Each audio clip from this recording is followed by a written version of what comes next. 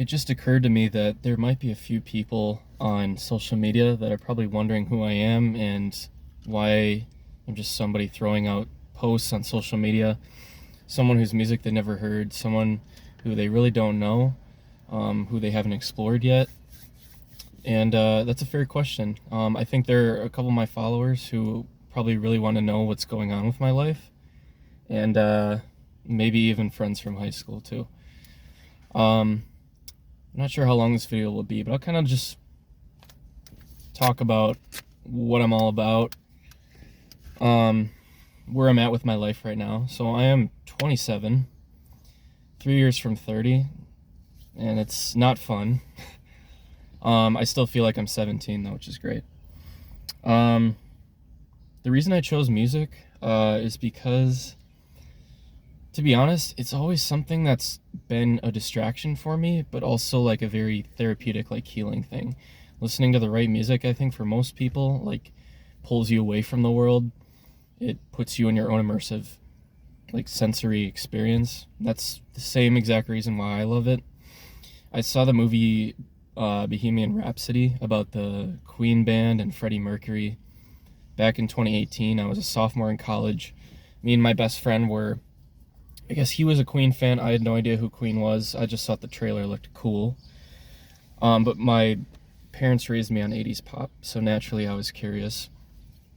And yeah, so went to go see that with him, and I remember seeing like that last 5 minutes where you see them performing in 1985 at Live Aid in Great Britain, and it was amazing. Like just seeing and they reenacted it just like it happened in real life, and seeing a performer in the middle of the stage throwing his fist in the air and calling the crowd, and the crowd calls him back. It looked so surreal and like so amazing. I remember at the time like sitting in the theater and being like, I really wish I could do that. I really wish I could be up there and like just sell it like he does, you know? And so I got obsessed with Queen. I started reading a lot of Freddie Mercury biographies. And I'm not even joking. I read like 3 of them. I was like so fascinated with this. And I remember like, it was a really weird day. I remember just like waking up in my college dorm and thinking like, it would be really, really cool to be able to do something like this, to be able to write my own music and then like tell people how I wrote it. At this time, this is 2018, I had done choir in high school for 2 years. I had done marching band for about 4. And I knew how to read sheet music. I knew basic vocal tonality and breath control, things that are required to be a good singer, right? I was good at being on pitch. But I wasn't nearly as good as I am now, with a lot of practice and with a lot of repetition, visualization, watching other famous artists do it. It really does help you improve your skill that way. I'm using my hands so much. And so, yeah, I was about like 19, and I didn't know how to write songs. I had not picked up a guitar yet. I was within months of picking up guitar, though. I had been learning piano using the same sheet reading music I learned from marching band. So at this point, I had put down the trombone. I had done middle school, high school, and college marching band. Didn't want to do it anymore. It was too much of a time commitment for me, and it was also very physically demanding. If you're in a college marching band, especially Division I, it's really, really tough. You get like 4-hour practice sessions every night when you should be studying or doing college stuff that normal college kids do, like party or I don't know.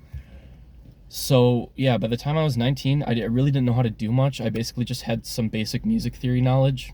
If you don't know what music theory is, it just means you have an understanding of time. Like,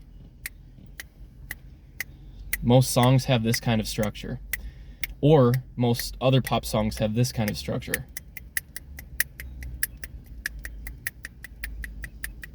And that's 6/8 time. That's a little bit of music theory, but I knew that already. So I think naturally that carried over when I learned how to sing a little bit better. When I picked up guitar, I learned how to play notes. It was a very easy transition. I guess I never answered the original question, though. What am I doing at this point in my life, right? Well, I spent the last 9 years... Wait. So I was 19, now I'm 27. Okay. The last 8 years, I wasn't even sure I wanted to pursue music. I was trying to work blue collar jobs. I was trying to go back to school because I never got my degree. I dropped out before COVID. And I just couldn't do it. I couldn't do what a lot of people can do. I couldn't put my passion to the side. And that passion grew, by the way. It was a very dormant passion after I watched Bohemian Rhapsody at age 19. And it just scaled. Like, as I grew with my skills and learning how to do things and writing my own songs and then releasing them to Spotify last year, it's progressively getting better and better. And I've also networked with people who are in music, and it's like doors keep opening, you know? It's a very cool thing. Not magical, but cool. And at this stage in my life, I hit this point about 2 years ago where I said, I just don't think I can give up on this. I don't want to. And I think I'm a little bit past most artists. They usually hit fame and glory and all that good stuff like right in their mid-20s on average. So now that I'm 27, I am starting to get past that prime window. But as long as I take care of my physical fitness, work on my health, keep my vocal cords intact, and just keep learning and scaling, and of course with your help, you know, that really, really does change the game. And we need each other. But that's kind of where I'm at with my life right now. Could I give up? Would it be easy to give up? And could I just reassimilate into a normal job? I would say 40% of me would, 60% no, because I've gotten this far. I've lived in Nashville, Tennessee. I have lived in Florida. I've traveled to California, and I've very synchronistically met people over there that actually matter, you know, for my goals. And I think when you're working on something, even if you're not there yet, it still feels very like magical. It feels like, oh my gosh, this could actually work. Whereas when you give up, once you give up and then you stop working on it, it just becomes buried. It becomes very dormant. It doesn't feel like it's going anywhere anymore.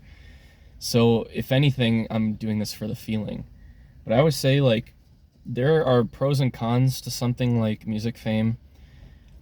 I just look forward to being on stage and just losing my mind, like losing my head and dancing and singing and just getting carried away and getting paid a lot of money for it. It's just like there's no better utopia in this world, in my opinion.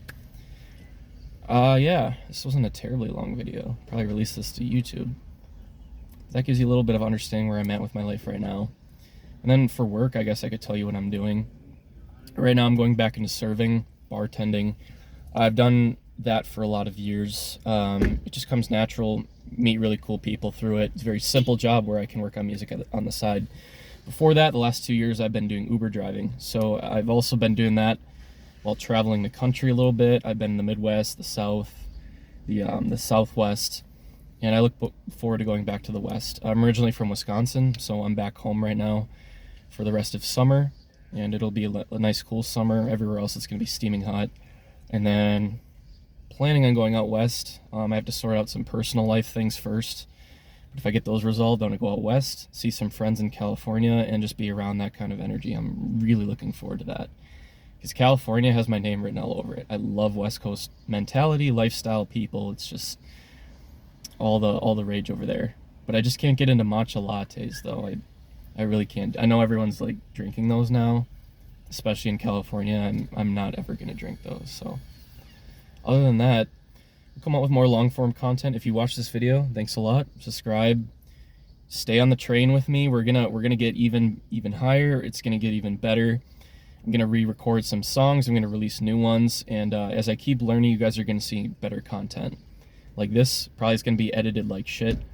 I'm just learning how to do long-form right now, so that's why if it does look that way. But I appreciate that your attention span and your interest got you this far.